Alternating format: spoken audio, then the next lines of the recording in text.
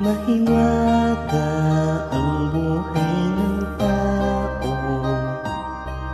Ang bukas ay di natin tihon, at manalig lagi sana tayo.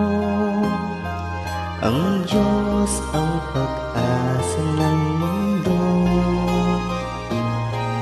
pag-ibig sa ating kapwa-tao, at laging magmahalan tayo.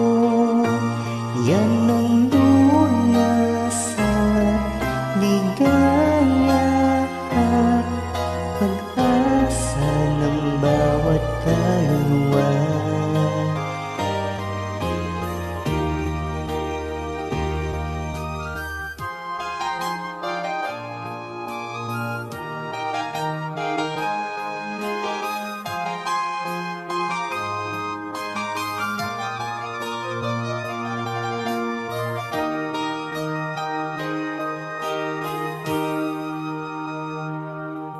Mahiwaga ang buhay ng tao.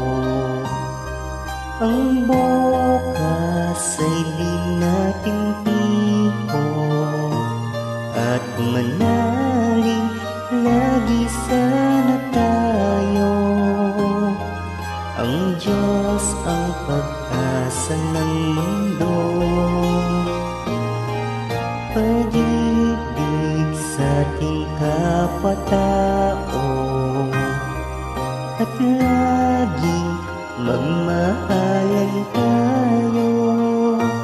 Yan ang lunas at ligaya at pag-asa